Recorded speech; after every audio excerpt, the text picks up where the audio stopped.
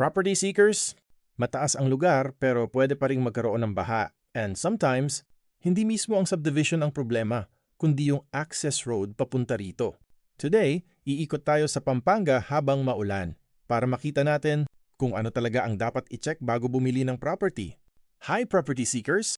I'm Engineer Roel Vesperas, your Pampanga Property Guide.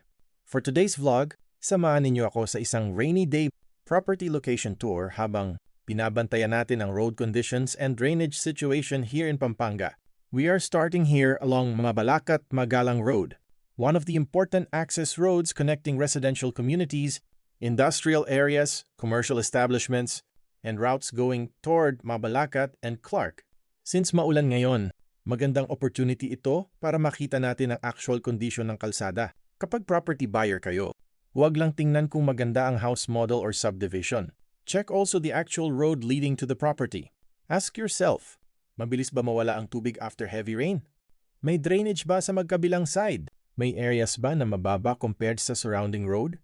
May alternative route ba? Malaking advantage ang subdivision na madaling ma-access from a major road because residents have better connectivity going to work, schools, markets, hospitals, and major transportation routes. Isa sa pinakamadalas na tanong sa property consultation, Engineer, mataas po ba itong location? Important po ang elevation pero hindi ito ang only factor.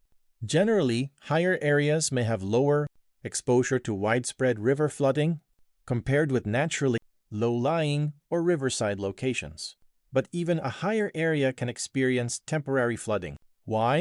Because flood conditions also depend on drainage capacity, road elevation, drainage outlets, nearby waterways, construction activity, maintenance of canals, volume and duration of rainfall.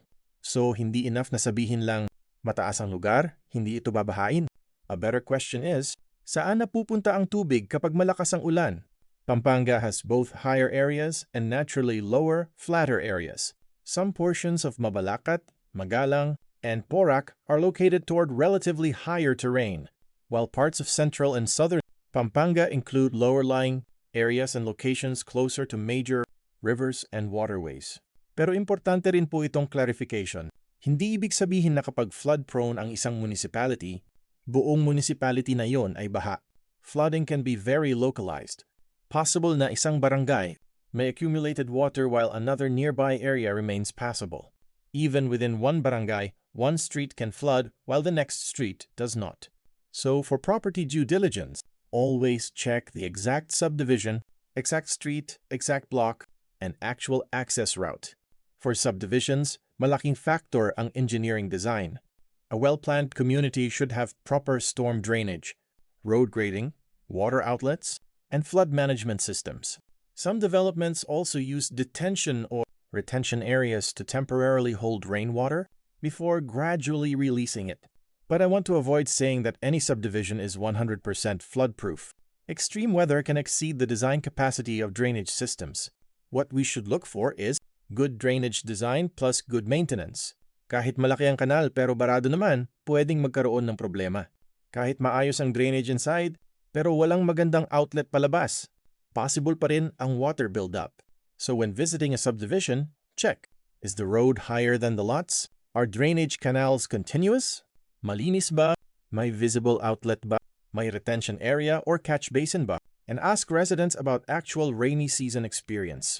One of the biggest lessons for buyers, hindi enough na dry ang subdivision kung baha naman ang access road papunta rito.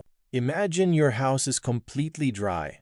Pero kung hindi ka makalabas dahil flooded ang barangay road, affected pa rin ang daily life mo. Possible madelay ang work, school, deliveries, emergency access, transportation. So I always recommend, if possible, inspect the property during or after heavy rainfall.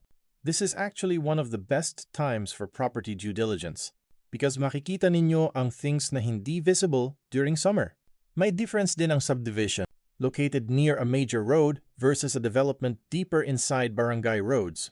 Hindi ibig sabihin na bad ang barangay road. Maraming barangay roads ang maayos ang drainage and access, but you need to inspect them more carefully. As an area develops, marami ring nagbabago. Dati open land, then nagkaroon ng subdivisions, warehouses, restaurants, stores, concrete parking. buildings. Kapag mas maraming concrete surfaces, mas kaunting rainwater ang naaabsorb directly by the soil. Mas mabilis itong dumadaloy toward drainage canals. If the drainage system was designed years ago for a smaller population and less development, possible hindi na enough ang original capacity. This is why drainage rehabilitation is very important. Minsan may temporary flooding sa isang lugar kahit relatively mataas ang terrain. Possible causes include drainage bottlenecks, road construction, uneven road elevation, blocked canals, soil and construction debris, leaves and waste, a small outlet serving a large catchment area. Parang funnel, maraming tubig ang pumapasok pero maliit ang labasan. Eventually, naiipon ang tubig. So again, elevation is important, but drainage engineering and maintenance are equally important.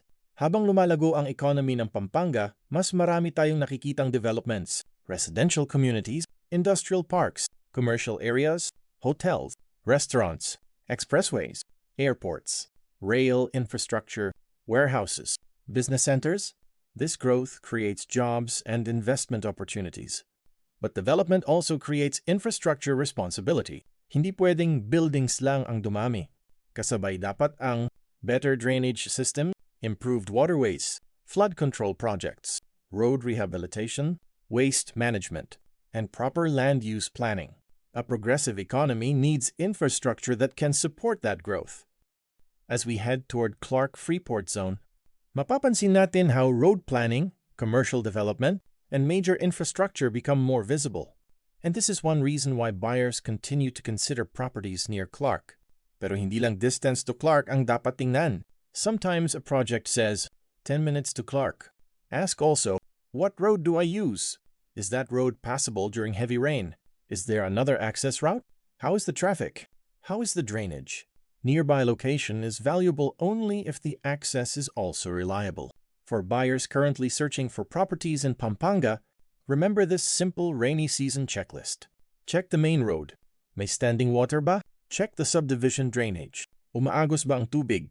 Check the road elevation. Mas mataas ba ang road compared sa house lot? Check nearby waterways. May creek, canal, or river nearby. Ask actual residents.